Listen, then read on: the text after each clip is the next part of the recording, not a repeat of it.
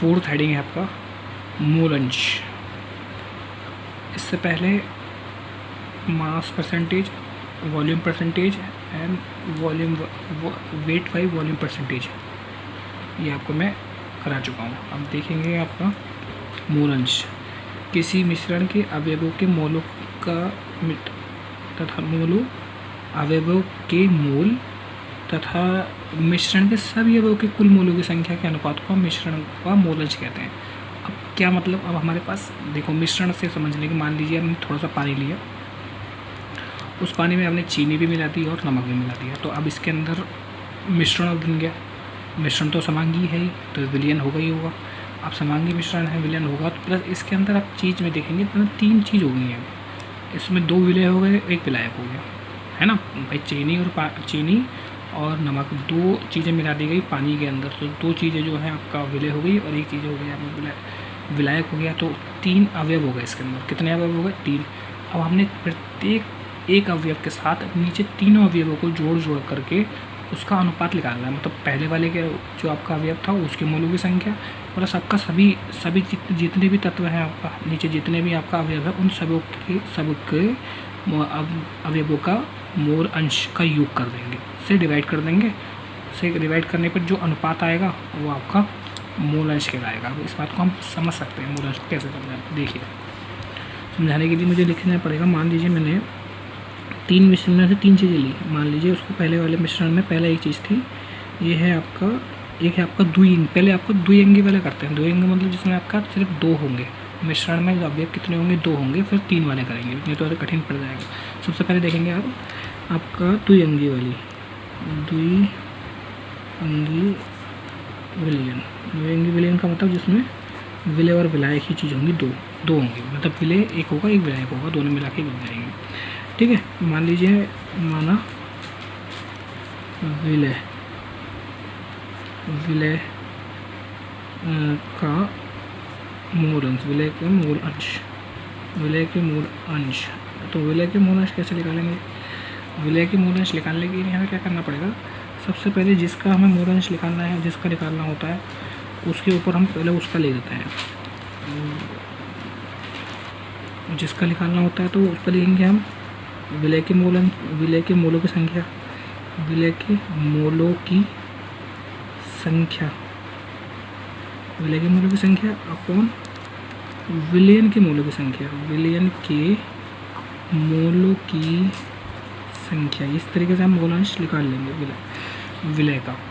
तो निकालने के लिए हम इसे ध्यान रखेंगे। अब सिंपल सी बात है कि मोल अंश क्या होते हैं, तब से पहले वो, और मोल अंश क्या होते हैं और मोलों की संख्या क्या होती है। तो मोलों की संख्या समझेंगे पहले। तो होती है आपका मोलों की संख्या, क्या बोलो? मोलों की संख्या। तो मोलों की संख्या को हम रिप्रेजेंट करते हैं हम n से। किससे रिप्रेजेंट करते हैं? n से। तो n = होता है आपका द्रव्यमान अपॉन अणुभार। क्या होता है? द्रव्यमान अपॉन अणुभार। इसको हम दिखाते हैं W से, इसको दिखाते हैं M से। तो n = हो गया आपका W/m, द्रव्यमान अपॉन अणुभार। तो हम किसी भी तत्व का जिसका हमें मोल अंश ज्ञात करना है तो मोलों की संख्या निकालनी है।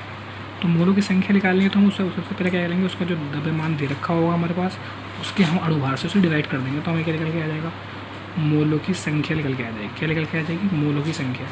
अब ध्यान ही रखेंगे क्योंकि कैसा विलयन है, विलयन के अंदर द्विअंगी विलयन। द्विअंगी विलयन का मतलब ये है उसमें विलय भी है और विलायक भी है। जब 2 चीज़ें हैं तो विलय के लिए अलग मोलों की संख्या निकालनी पड़ेगी, फिर विलायक के लिए भी अलग मोलों की संख्या निकालनी पड़ेगी। तो विलय और विलायक दोनों को जोड़ देंगे तब वो विलयन के मोलों की संख्या बन जाएगी। तो हम देखेंगे सिंपल से, हमने मान लीजिए माना विलय के मोलों की संख्या, विलय के मोलों की संख्या हमने क्या ली?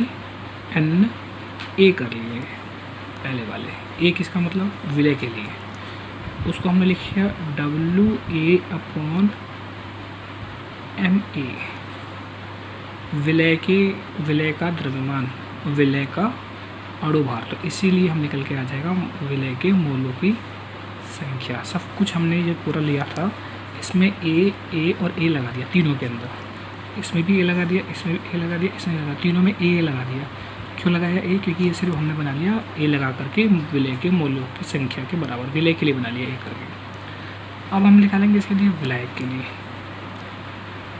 विलायक के मूलों की संख्या, विलायक के मूलों की संख्या हो गया एन बी, बी के, क्योंकि ए तो हमने विलय के लिए बनाया था, तो बी किसके लिए होगा? बी विलायक के लिए होगा। तो ये हो जाएगा W B upon M B. ठीक, तो हमने इसे विलायक के मूलों की संख्या के लिए एन बी बन गया, तो एन बी बनाया, एन बी बनाया तो हमारे डब्ल्यू बी और एम बी बन गया। अब इसका मतलब है ये वाला विलायक और विलय, अगर हम दोनों को जोड़ दें तो क्या बन जाएगा? दोनों को जोड़ दें तो विलयन बन जाएगा। अब वही बात हम जो ने ऊपर लिखी है ये वाले फॉर्मूले में, इस वाले फॉर्मूले में ये चीज़ें जो हमने बनाई नीचे वाली जोड़ देते हैं। ठीक है, तो हम लिखेंगे विलय के लिए मूल अंश, तो अब ध्यान रखेंगे हमने मूलंश है, मूलंश के चीज़ को हम एक चीज़ से दिखाते हैं, वो दिखाते हैं हम एक्स से। किसे दिखाते हैं? एक्स ए।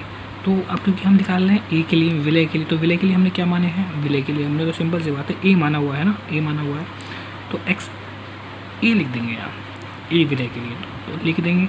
और हमने ऊपर क्या लिखा था विलय के मूलों की संख्या। तो विलय के मूलों की संख्या क्या है? देखो ध्यान से देखो, विलय के मूलों की संख्या एन ए है, तो हम सीधे लिख देंगे एन ए, एन ए आ गई ऊपर, देखो विलय के मूलों की संख्या, विलय के मूलों की संख्या। अच्छा, अब नीचे क्या है? नीचे है विलयन के मूलों की संख्या। विलयन के मूलों की संख्या से लिख लेगी भाई, विलयन में तो विलय और विलायक दोनों होते हैं, तो हम क्या करेंगे? विलय जोड़ देंगे। विलय तो पहले एन ए होगा प्लस विलायक क्या होगा? एन बी होगा। समझ में आया मैं क्या कहना चाह रहा हूँ? ये है आपको विलय के लिए मूलांश निकाल लिया, तो हमने दोनों को जोड़ के नीचे लिख दिया एन ए और एन बी प्लस पूरे विलयन के मूलों की संख्या हो गई, प्लस ऊपर आपका जिसको निकालना है, विलय का निकालना था, उसी का मूलों की संख्या ऊपर लिख दी गई। ठीक हो गया। अब हमारे पास क्या है? तो हम क्या जानते हैं? हम ये जानते हैं एन ए क्या होता है? एन ए होता है डब्ल्यू अपॉन एम, ये भी डब्ल्यू अपॉन एम, ये भी डब्ल्यू अपॉन, ये इसका डब्ल्यू अपॉन एम किसके लिए आएगा? ए के लिए आएगा, इसके लिए आएगा डब्ल्यू अपॉन एम। क्यों? देखो लिखा मैंने एन ए की वैल्यू कितनी होती है? W upon M. अच्छा, फिर इसकी कितनी आएगी? इसकी भी वही आएगी W upon M, W upon M.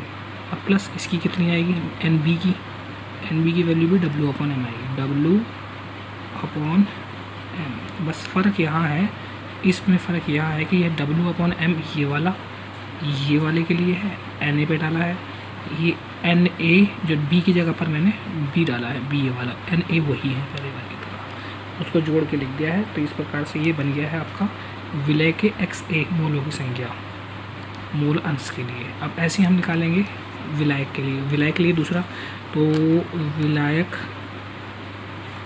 के लिए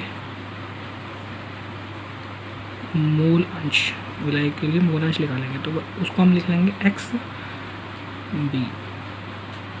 क्या लिख देंगे? इसको हम लिख देंगे एक्स बी, लिख देंगे एक्स बी। अब जिसका हमें निकालना है वो तो ऊपर लिखा जाता है, सिंपल बात है, इसको निकालना है तो हम ऊपर लेंगे एन बी। एन बी के लिए गया, सिंपल सी बात है, जिसका लेते हैं हमने लिखा था विलय के लिए, अब यहाँ विलायक हो जाएगा तो ये ऊपर वाला भी विलायक हो जाएगा, तो ये विलायक के लिए बन गया। अब नीचे क्या लिखेंगे? एन ए विलयन के लिए। विलयन कैसे होता है? N A plus N B दोनों जोड़ दिए जाते हैं। समझ में आ रहा है मैं क्या कर रहा हूँ? बस ये है कि बी के लिए निकालना है तो बी वाला ऊपर, और एन ए के लिए निकालना है तो ऊपर वाला ऊपर, एन ए ऊपर। ठीक, अब इसे जोड़ दें। अब हमें पता है एन बी को किससे दर्शाते हैं?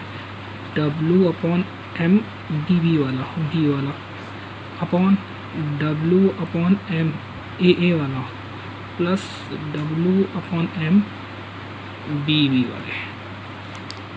तो इस प्रकार से विलय के मूलांश और विलायक के मूलांश दोनों निकल के आ जाएंगे।